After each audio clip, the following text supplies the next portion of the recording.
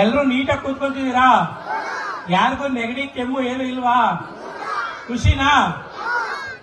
Desk ಎಲ್ಲ ಚೆನ್ನಾಗಿದಾವ? ಕಿತ್ತಾಕಿದೀರಾ? ಚೆನ್ನಾಗಿದಾವ?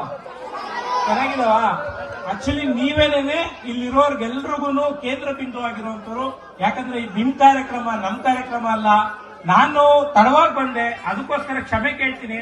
ವಿದ್ಯಾರ್ಥಿಗಳು ಏನಿದ್ದೀರಾ, ಮುಂದೆ ಹೈಸ್ಕೂಲ್ ಹೋಗುವಂತವ್ರು, ಅದಾದ್ಮೇಲೆ ಕಾಲೇಜ್ಗೆ ಹೋಗುವಂತವ್ರು, ನೀವು ಇಲ್ಲಿ ನಮ್ಮ ಗ್ರಾಮದ ಹೆಸರನ್ನ ಬೇರೆ ಕಡೆ ಸಾರಬೇಕಾಗಿರುವಂತವ್ರು, ಇಂಜಿನಿಯರ್ ಆಗ್ಬೋದು, ಡಾಕ್ಟರ್ ಆಗ್ಬೋದು, ನಿಮ್ಮ ಕೈಲೇ ನಮ್ಮ ಗ್ರಾಮದ ಭವಿಷ್ಯ ಇರುವಂತದ್ದು, ಮತ್ತೆ ನಿಮ್ಮಿಂದಲೇ ಈ ಗ್ರಾಮದ ಅಭಿವೃದ್ಧಿ ಕಾಣಬೇಕಾಗಿರುವಂತದ್ದು. ಯಾಕಂತಂದ್ರೆ ಇಲ್ಲಿ ಇದ್ದಂತವ್ರು ಎಲ್ಲರೂ ಕೂಡ ಅವಿದ್ಯಾವಂತರೆ. ಅವರನ್ನ ನೀವು ಎಚ್ಚರಿಸುವಂತ ಕೆಲಸ ಮಾಡಬೇಕು. ಮತ್ತೆ ಆ ಎಲ್ಲರನ್ನು ವಿದ್ಯಾವಂತರಾಗಿ ನಿಮ್ಮ ತಂದೆ ತಾಯಿಯರಿಗೆ ಅರಿವನ್ನು ಮೂಡಿಸುವಂತ ಕೆಲಸ ಮಾಡಬೇಕು. ಏನು ಸರ್ಕಾರದ ಯೋಜನೆಗಳು ಬರ್ತವೆ ಅವನ್ನ ನಿಮ್ಮ ತಂದೆ ತಾಯಿಗಳಿಗೆ ತಿಳಿಸಿ, ಸರ್ಕಾರದಿಂದ ಪ್ರತಿ ವರ್ಷಕ್ಕೊಮ್ಮೆ 6,000 ರೂಪಾಯಿ ಬರ್ತದೆ, ಅದನ್ನು ನೀವು ತಿಳಿಸಿ ಹೇಳಬೇಕು. ನಿಮ್ಮಿಂದ ನಿಮ್ಮ ಮನೆಯಲ್ಲಿ ಪ್ರಗತಿಯನ್ನ ಕಾಣಬೇಕು. ಮತ್ತೊಂದು ವಿಚಾರ ಅಂತಂದ್ರೆ, ನನ್ನ ತಂದೆ ಯಾವಾಗ್ಲೂ ಹೇಳ್ತಾ ಇದ್ರು, ನೀನು ಓದಿ ಶಾಲೆಗೆ ಮಾತ್ರ ನೀನು ಕೆಲಸ ಮಾಡಬೇಡ.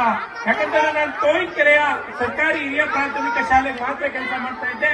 ಅಲ್ಲಿ LKG UKG ನನ್ನ ಒಂದು ಟ್ರಸ್ಟ್ ಮೂಲಕ ಆರಂಭ ಮಾಡಿದ್ದೆ.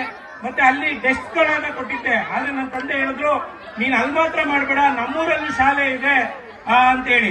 ಆ ಒಂದು ವಿಚಾರಕ್ಕೆ ಈಗ ಮೇಡಮ್ ಮಾತಾಡ್ಬೇಕಾದ್ರೆ ಹೇಳಿದ್ರು, ಸುಮಾರು 111 ವರ್ಷ ನನ್ನ ಶಾಲೆ ಕಳೆದಿದೆ ಅಂತ ಹೇಳಿ. ನಿಜಕ್ಕೂ ಕೂಡ ನಾವೆಲ್ಲರೂ ಖುಷಿ ಪಡಬೇಕಾಗಿರುವಂತದ್ದು. ಬ್ರಿಟಿಷ್ನರ ಕಾಲದಲ್ಲೇನೆ ನಮ್ಮೂರಲ್ಲಿ ಶಾಲೆ ಇತ್ತು ಅನ್ನುವಂಥ ವಿಚಾರಕ್ಕೆ ಈಗಾಗಲೇ ನಮ್ಮೂರಲ್ಲಿ ಹೈಸ್ಕೂಲ್ ಆಗಿದೆ. ಮತ್ತೊಂದು ಪ್ರಸ್ತಾವನೆಯನ್ನ ನಾವೆಲ್ಲರೂ ಸೇರಿ ಸಲ್ಲಿಸಬೇಕು, ನಮ್ಮೂರಿಗೆ ಕಾಲೇಜ್ ಬರಬೇಕು ಅಂತ ಹೇಳಿ. ಯಾಕಂತಂದ್ರೆ ಕಾಲೇಜ್ ಬಂದಂತ ಸಂದರ್ಭದಲ್ಲಿ ನಮ್ಮೂರಿನ ಮಕ್ಕಳು ಹೊರಗಡೆ ಹೋಗುವಂತ ತಪ್ಪದೆ ಅನ್ನುವಂಥದ್ದು. ಮತ್ತೊಂದು, ಈಗಾಗಲೇ ನಾನು ಡಾಕ್ಟರ್ G. ಪರಮೇಶ್ವರ್ ಅವರ ಬಳಿ ಮನವಿಯನ್ನ ಮಾಡ್ಕೊಂಡಿದ್ದೀನಿ. ನಮ್ಮೂರಿಗೆ ಸರ್ಕಾರಿ ಆಸ್ಪತ್ರೆಯನ್ನ ನೀಡಿ, ಕಾಲಕ್ಕೆ ಸರಿಯಾಗಿ ಇಲ್ಲಿ ಯಾವುದೇ ವೆಹಿಕಲ್ ಇಲ್ಲದೆ ಇರೋದ್ರಿಂದಾಗಿ ಹಲವರಿಗೆ ಪ್ರಾಣದ ತೊಂದರೆಗಳಾಗಿದೆ. ಮತ್ತೆ ಅವರಿಗೆ ಏನು ಅಸಹಾಯಕರಾಗಿದ್ದಾರೆ ಹೊರಗಡೆ ಹೋಗ್ಲಿಕ್ಕೆ ಅಂತೇಳಿ. ಅವರು ಈಗಾಗಲೇ ಈ ಬಗ್ಗೆ ಡಿಸ್ಕಷನ್ ಅನ್ನು ಕೂಡ ಮಾಡಿದ್ದಾರೆ. ಮತ್ತೆ ನಮಗೆ ಚಿಕ್ಕ ಪಾಲ್ನಹಳ್ಳಿಯಲ್ಲಿ ಆಸ್ಪತ್ರೆ ಇರೋದ್ರಿಂದ ಜಕ್ಕೆನಹಳ್ಳಿ ಕೊಡ್ಲಿಕ್ಕಾಗಲ್ಲ ಅಂತ ಹೇಳಿದ್ರು. 2.5 ಕಿಲೋಮೀಟರ್ ಅಂತರದಲ್ಲಿ ಇರೋದ್ರಿಂದಾಗಿ. ಹಾಗಾಗಿ ಚಿನ್ವಾರನಹಳ್ಳಿ ಮತ್ತೆ ಜಕ್ಕೆನಹಳ್ಳಿ ಮಧ್ಯದಲ್ಲಿ ಸನ್ಮಾನ್ಯ ಗ್ರಾಮ ಪಂಚಾಯತಿ ಅಧ್ಯಕ್ಷರು ಕೂಡ ಇಲ್ಲೇ ಇದ್ದಾರೆ. ಅವರು ಮತ್ತೆ ಗ್ರಾಮ ಪಂಚಾಯತಿ ಸದಸ್ಯರುಗಳು ಸೇರಿ ಅಲ್ಲೊಂದು ಜಾಗವನ್ನ ಗುರುತಿಸಿಕೊಟ್ರೆ ಆ ಜಾಗಕ್ಕೆ ಆಸ್ಪತ್ರೆಯನ್ನು ತರೋಕ್ಕಿಂತ ಕೆಲಸವನ್ನ ನಾನ್ ಮಾಡ್ತೇನೆ ಅಂತ ಹೇಳಿ ನಾನು ಹೇಳಲಿಕ್ಕೆ ಇಷ್ಟಪಡ್ತೇನೆ. ಮತ್ತೊಂದು ವಿಚಾರ, ಇಲ್ಲಿ ಏನು ಹಿಂದೆ ಡೈರಿ ನಡೀತಿತ್ತು, ಆ ಒಂದು ಡೈರಿ ಕಿರು ಪ್ರಾಥಮಿಕ ಕೇಂದ್ರವಾಗಿ ಹಿಂದೆ ಇತ್ತು ಅನ್ನೋ ಒಂದು ಮಾತಿದೆ.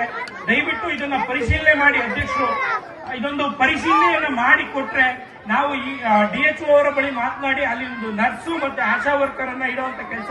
ಯಾಕಂತಂದ್ರೆ ಒಂದು ಮಾತ್ರೆ ತಗೊಳ್ಳಿಕ್ ಕೂಡ ಕಷ್ಟ ನಮ್ಮ ಹಳ್ಳಿ ಜನಕ್ಕೆ. ಅಲ್ಲಿ ನೇರವಾಗಿ ಉಚಿತವಾಗಿ ಸೌಲಭ್ಯ ಸಿಕ್ಕಿದ್ರೆ ತುಂಬಾ ಸಹಾಯ ಆಗುತ್ತೆ ಅಂತ ಹೇಳಿ ನಾನು ಅಧ್ಯಕ್ಷರಲ್ಲಿ ಕೂಡ ಕೇಳ್ಕೊಂತೀನಿ. ಜಾಸ್ತಿ ಮಾತಾಡಿದೆ ಅನ್ಸುತ್ತೆ, ಯಾಕಂತಂದ್ರೆ ನೀವೆಲ್ಲರೂ ಕೂಡ ಸಮಾರಂಭಕ್ಕೋಸ್ಕರ ಕಾಯ್ತಾ ಇದ್ದೀರಾ. ಇಷ್ಟನ್ನ ಹೇಳಿ ನನ್ನ ಮಾತನ್ನ ಮುಗಿಸ್ತೇನೆ. ಧನ್ಯವಾದಗಳು.